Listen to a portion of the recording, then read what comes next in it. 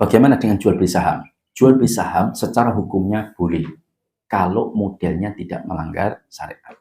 Ya. Contoh, saya punya perusahaan, lalu saya butuh duit untuk bangun rumah. Nilai perusahaan saya itu harganya 1 miliar. Maka saya butuh duit 500 juta untuk bangun rumah. Maka perusahaan saya, sahamnya saya jual 500 juta atau 50%. Dalam bentuk lembar saham atau apapun, saya jual dia. Kemudian saya terima 500 juta. Sehingga pemilik perusahaan menjadi 2 orang. Saya dengan beliau yang membeli 50% sahamnya. Dan dia mendapatkan dividen. Dividen. Maka praktek ini boleh.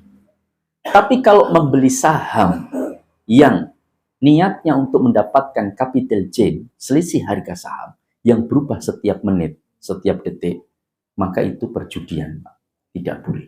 Ketika dia beli saham untuk niatnya mendapatkan capital gain. Dan mayoritas beli saham itu niatnya itu, Pak. Bukan dapat dividen tiap tahun, bukan. Tapi untuk dapat capital gain. Sehingga di situ ada yang kaya mendadak, ada yang bangkrut mendadak. Ada itu pegawai rumah sakit itu datang kepada Ustaz. Saya itu kemarin bermain saham, Ustaz. Saya modal awal 16 juta. Gaji saya selama ini saya kumpulkan, saya pakai bermain saham. Alhamdulillah Ustaz, dalam sekitar 1-2 tahun itu harta saya sudah hampir 100 juta. Tapi ketika saya terus mainkan, sekarang ludes Ustaz. Ya. Terus saya diberitahu oleh teman saya katanya haram.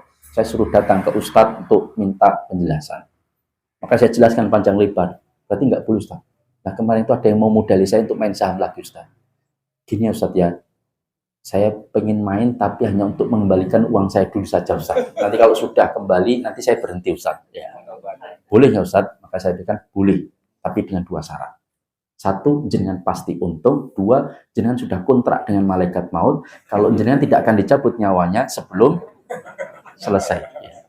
Maka itu jenengan lakukan, saya persilahkan. Itu jenengan bertransaksi. Tapi kalau nggak bisa ya sudah. Jangan coba-coba, karena judi itu penyakitnya yang susah diobati adalah penasaran, Pak. Ya tidak? Ya, itulah judi, Pak. Ente-entean aja kadang-kadang masih penasaran, Pak. Ya, tidak. Opo sing iso didol, Pak. Ya. Meskipun bondone wong tua kadang-kadang. Dan maka jami'ah dunia kan Allah, maka ini yang membahayakan. Harta itu bisa ludes gara-gara judi, Pak. Dan saya baru menyelesaikan kasus. Ada orang, saya dimintai tolong orang tentang seseorang yang hartanya habis-habisan. Itu kita cek ternyata main judi, Pak. Ya. Makanya ngobati itu susah, Pak. Makanya karena penyakitnya penasaran. Jadi itu. Jadi kalau niatnya mendapatkan dividen nggak ada masalah. Tapi kalau niatnya mencari capital gain, maka tidak diperbolehkan. Nanti ada penjelasan panjang lebar sebetulnya. Kayak bolehkah kita membeli saham yang saham itu punya utang ribawi. Ya. Kan begitu. Ini penjelasan dijelaskan secara lebih. Insya Allah Pak ya. Kalau Allah mengizinkan, nanti kita akan kupas tentang jual beli saham secara khusus.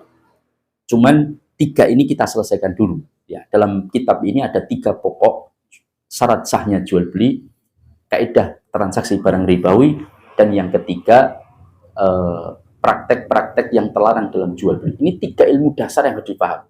Kalau ini 3 dasar ini paham, insya Allah muamalah muasirah, mau MLM, mau apapun itu kita akan jauh bisa lebih memahami dengan 3 konsep dasar ini. Nah, itu inti saham, Pak. Ya.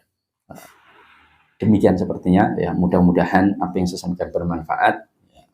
Aku qouli hadza wa astaghfirullah li wa lakum innahu wal ghafurur rahim. Subhanakallahumma wa bihamdika asyhadu an la ilaha illa anta astaghfiruka wa atubu ilaik. Assalamualaikum warahmatullahi wabarakatuh.